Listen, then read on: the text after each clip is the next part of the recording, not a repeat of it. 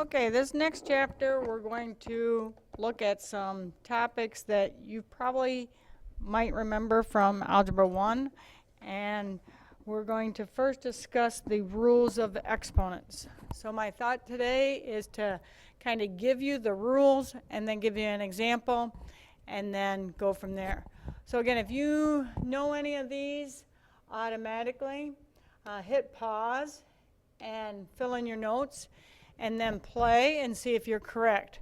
But if you don't remember anything, go along with the notes and see if you remember when I multiply same bases. What do I mean by the same base?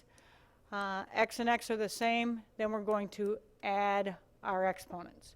So a quick example would be if I have an x to the fourth and x cubed. Think of that as I have x to the fourth would be 4x's.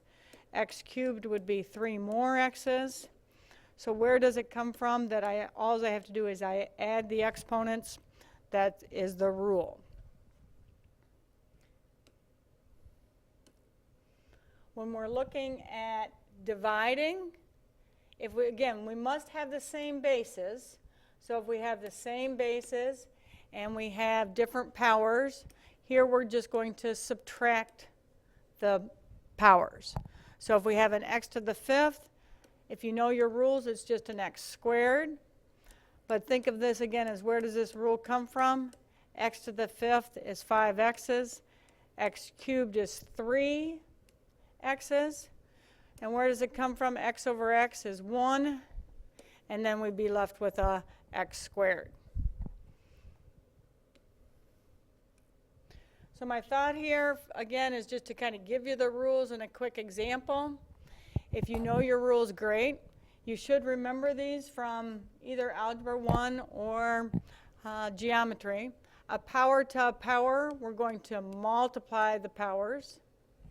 So in general, if I have a x squared to the fifth, that would just become an x to the 10th. What a lot of students have difficulty with is a negative power. And a negative power is really just a positive power on the bottom. So a quick example here would be a 4 to the negative 2 is the same thing as 1 over 4 squared, which is a 1/16. So that's a little strange because usually in our career, a negative something usually means a negative in our answer. But a negative power just means that the power is in the bottom. So again, if I have an x to the negative fifth, what does that really mean? That just really means that I have a x to the fifth and that power is in the denominator. The last rule that you need to know for exponents is what we call the zero property. And the zero property basically is anything to the 0 power equals 1.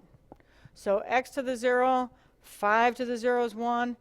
Anything to the 0 power is just 1. So hit stop, pause it, highlight the important notes. Basically, you have a 0 exponent. That's a rule that you need to know. The negative exponent is a rule. When do we multiply exponents?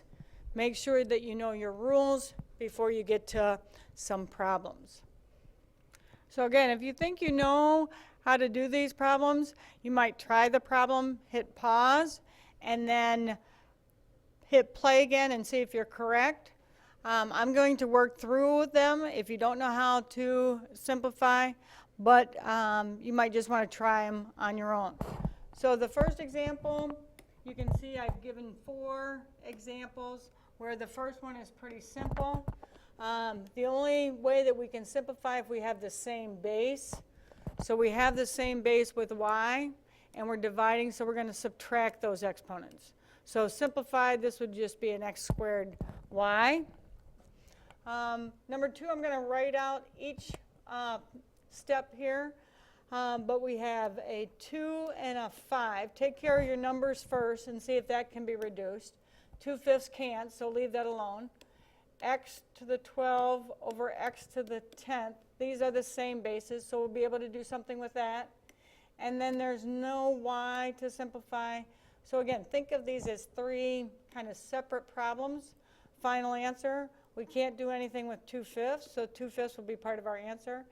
An x, same base, we subtract the exponents, so 12 minus 2 is, or 12 minus 10 is 2, and then y cubed would be part of our answer.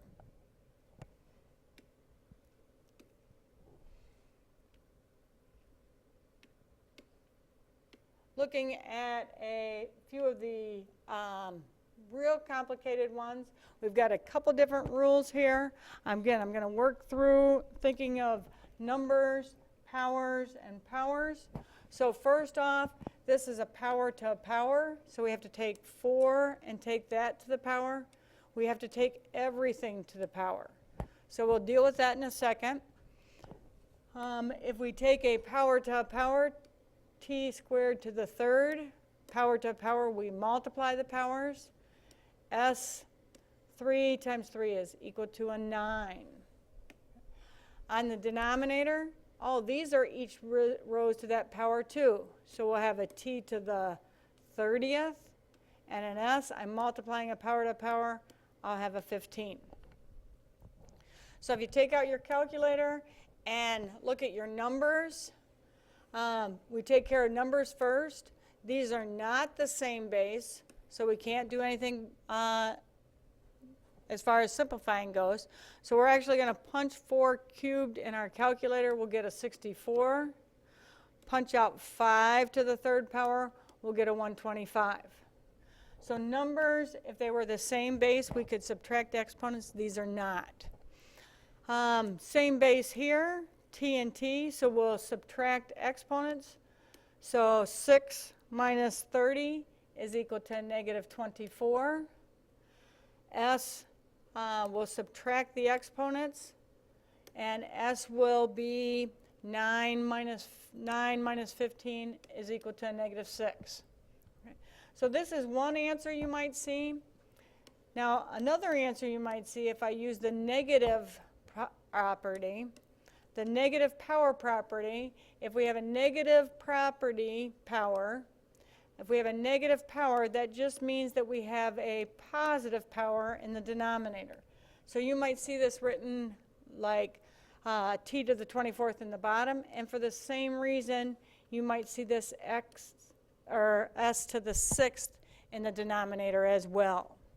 So two different answers. Make sure that you know how to switch back and forth. What property am I using here? I'm using the negative property. Hit pause and see if you can solve number 4.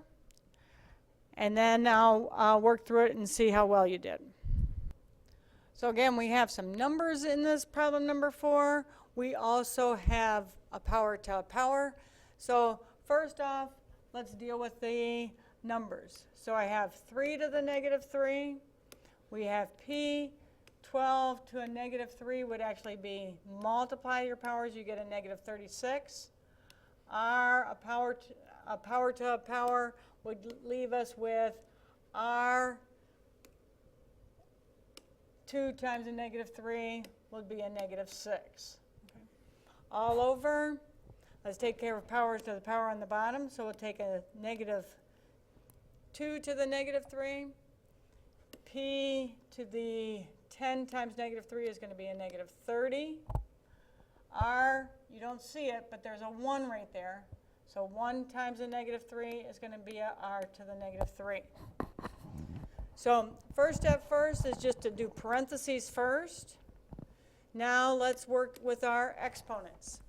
So a negative power is the same thing as a positive power on the bottom.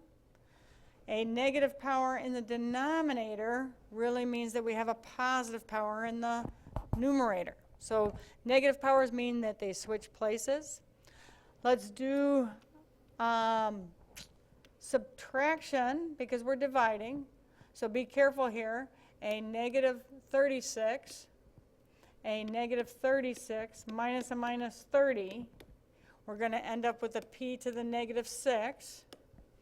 With your r factor, we have a -6 minus a -3.